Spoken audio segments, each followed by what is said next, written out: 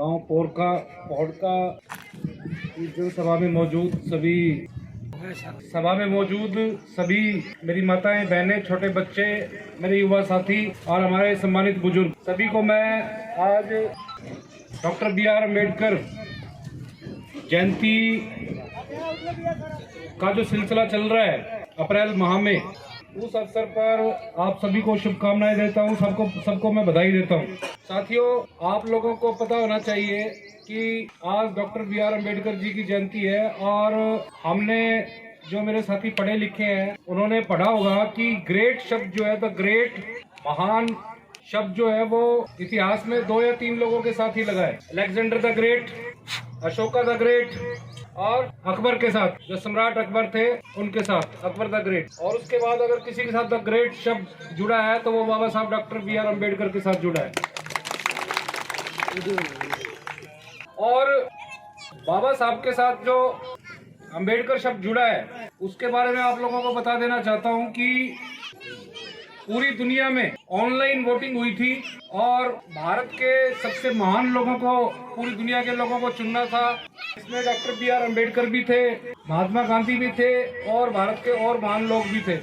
और उस कार्यक्रम में डॉक्टर B.R. अम्बेडकर को सबसे ज्यादा वोट प्राप्त हुए और जो सदी के महानायक है, अमिताभ बच्चन, रवीश कुमार और बड़े बड़े लोग थे, उन्होंने खुद ऑनलाइन जो वोटिंग हुई थी उसका रिजल्ट डिस्क्लोज किया और बाबा साहब को द ग्रेटेस्ट इंडियन की उपाधि दी। तो हमारे लिए बड़ा गर्व की बात है कि पूरे भारत के जो सबसे महान व्यक्ति चुने गए, डॉक्टर B.R. अम्बेडकर जी चुने गए।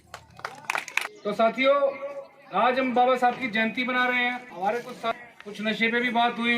एक पुलिस अधिकारी भी यहाँ पर आए थे। वाकई में नशा जो है तो खराब चीज, लेकिन अगर ये सरकार चाहे, अगर पुलिस चाहे तो आपके गांव में एक नशे की एक पुड़िया तक नहीं आ सकती। भाई एडीजीपी का भी फोटो लगा हुआ था। एडीजीपी को एक संगठन बनाना पड़ा, प्रयास नाम का। इससे पहले ही एडीजीपी हिसार में आया था एसपी के तौर पे।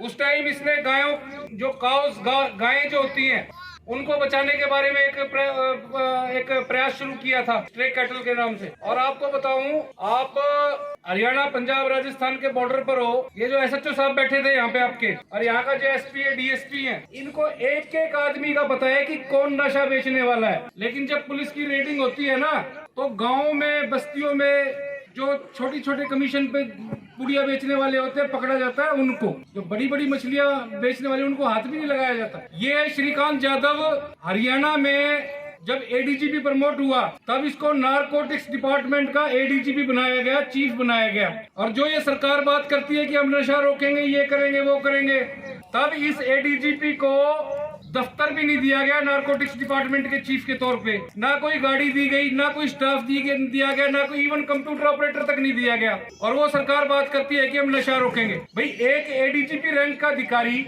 एक प्राइवेट संस्था बनाता है, एक फाउंडेशन बनाता है कि मैं नशा रोकूंगा। इसका क्या मतलब है? इसका मतलब यही है कि सरकार उसको सहयोग नहीं कर रही है। भाई मैं यहाँ पे आ गया और बीइंग पुलिस ऑफिसर में यहाँ पे एक भाषण दे के चला गया, भाई नशा रोकना है, ये करना है, फलाना करना है, ढिमका करना है। अभी एमएलए साहब मेरे को बैठे यही बता रहे थे, बोला ये एसएचओ बैठा था, इसको सारा पता है कौन कौन नशा बेचने वाला है, बोला लेकिन इसकी हिम्मत नहीं है उन पे हाथ डालने की। यही सरकार अगर नशा रोकना चाहे तो भाई ये सरकार ने ठेके क्यों खोल रखे हैं? सरकार खुद शराब बिकवा रही है, सरकार खुद शराब की स्मगलिंग करा रही है, सरकार खुद नारकोटिक्स की स्मगलिंग करा रही है। और वो किस लिए करा रही है सरकार इन चीजों की? बड़े बड़े लोगों के लिए नहीं करा रही, आप लोगों के लिए करा रही है। आप जो गरीब तबका है, बहुजन तबका है, वंचित तबका है, उनको तबाह करने के लिए, उसके युवा वर्ग को तबाह करने के लिए। कहीं भाई ये हायर एजुकेशन ना प्राप्त कर ले, अच्छी एजुकेशन ना ले लेंगे, आप लोगों को तबाह करने के लिए कर रहे हैं। और सरकार खुद करवा रही है, जो बड़ी बड़ी बातें करते हैं वो खुद करा रहे हैं। आप लोगों ने देखा होगा ना, किसी टाइम में आज से 5-10 साल पहले जुए पे प्रतिबंध था, लॉटरियां तक बंद कर दी गई थी। अब क्या हो रहा है? अब आप लोग युवा जो है शाम को टीवी के आगे बैठ जाते हैं, आईपीएल खोल के, क्रिकेट मैच चल रहे हैं, उस पे दिन रात सट्टा लगाया जा रहा है और सरकार खुद सट्टे लगवा रही है। अब बड़े बड़े हीरो, जिनको आप हीरो मानते हो, शाहरुख खान, अमिताभ बच्चन, ऋतिक रोशन, ये खुद ऑनलाइन सट्टे की एडवर्टाइजमेंट करते हैं, आप लोगों को नजर आ जाएंगे। भाई सरकार को नजर नहीं आ रही है। और जो बड़े बड़े सट्टा किंग हैं, जिनकी लाखों रुपए के सट्टे लगाते हैं जो लोग, सरकार उनके ऊपर अम्ब्रेला लेके खड़ी हुई है, छतरी लेके खड़ी हुई है। भाई तुमको कुछ नहीं होने देंगे। ये जितने भी पुलिस अधिकारी हैं जो आपके आगे भाषण दे के जाते हैं, हर थाने का इंचार्ज, हर चौकी का इंचार्ज, हर एसपी, इवन डीजीपी, सब तक नशे के तस्कर इनके पास मंथली पहुंचाते हैं। जिस दिन इनके पास मंथली पहुंचनी बंद हो गई, नशा बंद हो जाएगा, ये खुद रेड मारनी शुरू कर देंगे। अब हम अपने थोड़ा सा अपने टॉपिक पे आ जाए, बाबा साहब के टॉपिक पे आ जाए, कॉन्स्टिट्यूशन के टॉपिक पे आ जाए। तो साथियों, बाबा साहब के बारे में कई साथियों ने बताया कि बाबा साहब ने संविधान लिखा था। जब अंग्रेज है ना, अंग्रेजों का विचार बना कि चलो बहुत राज कर लिया, बहुत लूटपाट कर ली इंडिया में, और ये सारे के सारे गांधी एंड कंपनी अंग्रेजों के पास गए, बोला जी सारी की सारी कमान हमारे पास दे दो, देश को हमारे को सौंप दो, सत्ता हमारे को सौंप दो, सरकार हमारे को सौंप दो। बोला कैसे सौंप दे, क्या है तुम्हारे पास, कैसे चलाओगे इतने बड़े देश को? बोला जी हमारे पास मनुस्मृति है, रामायण है, महाभारत है, फलाना है, ढिमका है, उससे चलाएंगे। बोला इनसे नहीं चलते देश है, और पढ़ा लिखा आदमी लेके आओ, संविधान लिखो। तो पूरे भारत में बाबा साहब के अलावा इनको कोई पढ़ा लिखा आदमी नहीं मिला, और बाबा साहब ने भारत का संविधान लिखा, और उस संविधान के चलते भारत दुनिया का सबसे बड़ा लोकतंत्र बना, सबसे बड़ी डेमोक्रेसी दुनिया की भारत बना।